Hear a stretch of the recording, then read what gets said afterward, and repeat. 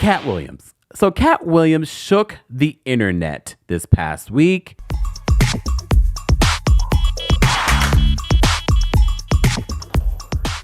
He's gotten everyone, even people that he didn't name in his Club Shay Shay interview with Shannon Sharpe.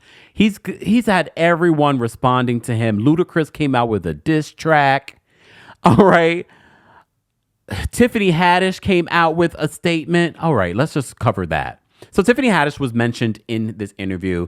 Everyone that's come out that are comedians, for me, have been so lackluster in regards to their response. I'm just like, if you're going to respond, make it funny. None of them have made it funny. So Tiffany on social media, on her Instagram story yesterday, posted this, and she added Katt Williams. She says, at Katt Williams, he don't have no drug addiction, and I believe him. The lighter leash at the Emmys makes me question my beliefs. As soon as I saw this, I said to myself, so are we making fun of someone's addiction? And look, Katt Williams said some things in that interview that were totally disgusting about people that did not deserve that energy at all. But there were some things that I believe that he said in this interview that were true about some of your faves. Okay?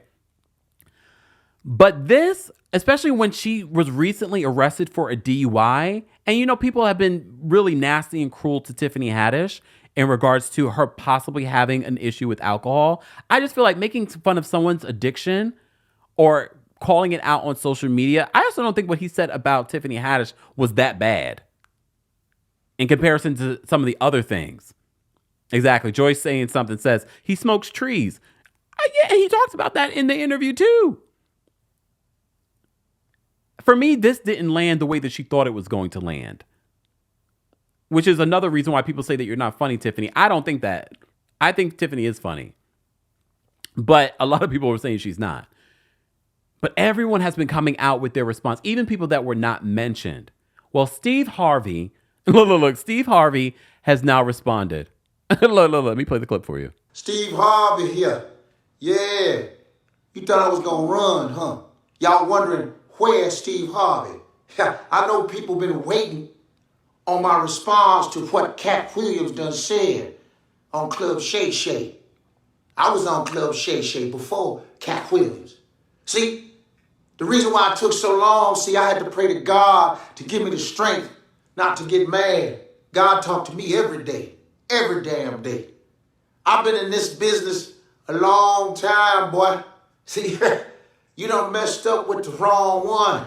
See, you just sitting there talking that bullshit to Shannon Sharpe, talking about I couldn't be a movie star. Yeah. I guess you didn't see You Got Served. Yeah, that there was acting. Huh? Then you gonna say I took Mark Curtis jokes and stole his show. Boy, you got the nerve to call me Mr. Potato Head. Calling my ass Mr. Potato Head. Yeah. Woo! That was a good one. I ain't gonna lie. That was a good one. But I digress. So what? I wore a wig. Huh? People asking, why did you wear a wig? Where and when did you get the wig? Whatever. But your ass thought that shit was real. Everybody thought my shit was tight. They thought it was a real hairline. Huh? That was not, for those that are listening to this on the podcast or those that are watching behind the scenes on TikTok, that was Godfrey, the comedian Godfrey, in his impersonation of Steve Harvey. Because Steve Harvey he's the only one that has been mentioned that has not spoken out in regards to Katt Williams. But Katt Williams has shook the internet. Kevin Hart is speaking out, Tiffany Haddish, Trick Daddy, Ludacris got a diss track. So many people are speaking out after this interview. At the time of this recording, hold on, let me go to the interview. Hold on, let me go back to the interview because I need to know the updated view count of this interview. Hold on. At the time of, it's less than a week later, Katt Williams' interview on Club Shay Shay with Shannon Sharpe is at 38 million views.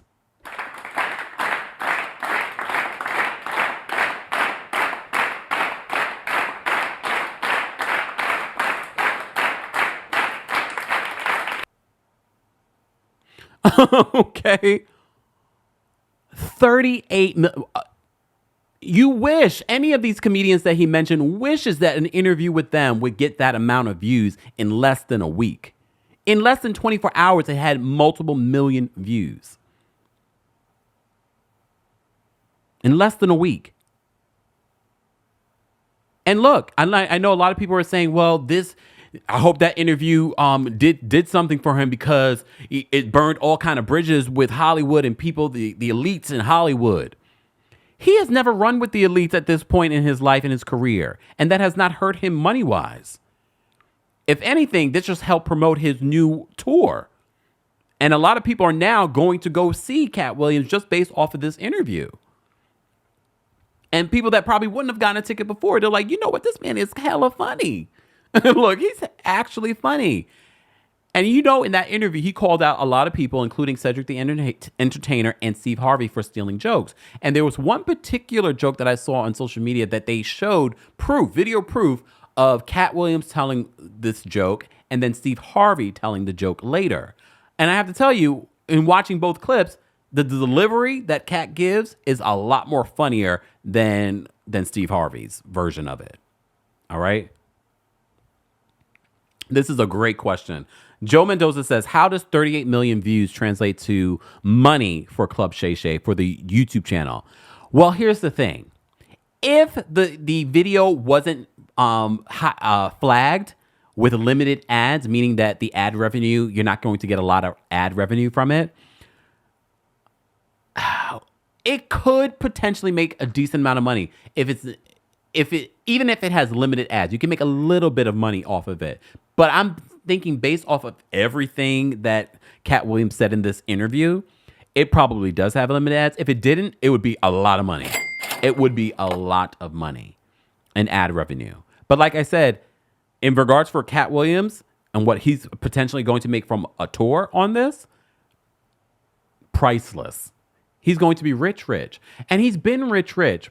So many people are coming out with stories on how Katt Williams has supported their career, but also has just randomly gives people money. He paid for Melba Moore's Hollywood Walk of Fame, which was like $75,000. He paid for it.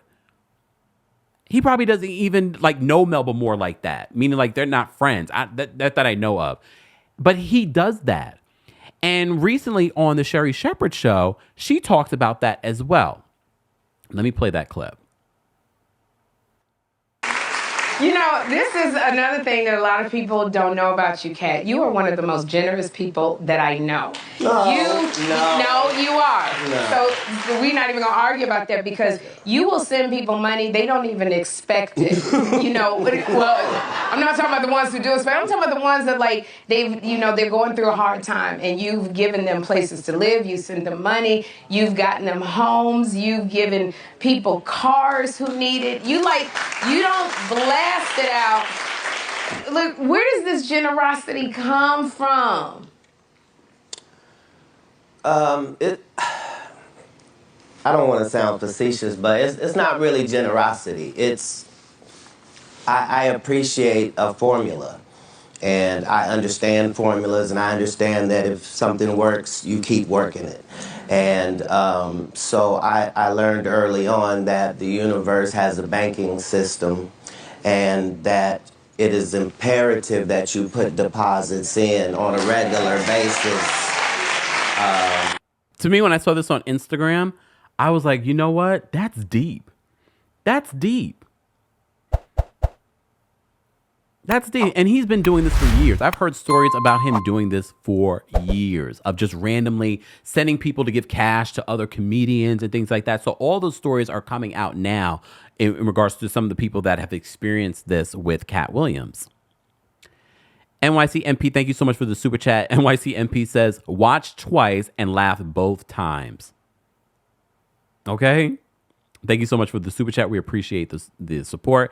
Philly John, thank you for the reminder. This was another story that came out as well recently, that Torrei Hart, Kevin Hart's ex and baby's mama, all right, is joining Katt Williams' tour. Damn. Because here's the thing. Kevin Hart came out with his response, and that response fell flat too.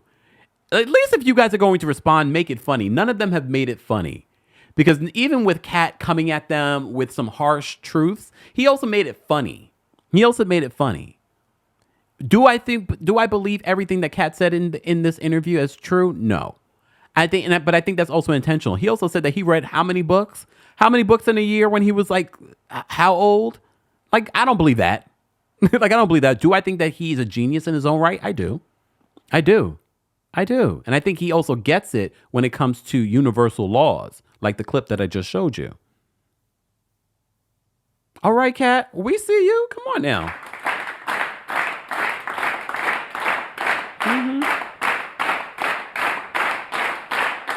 All right, enough of that.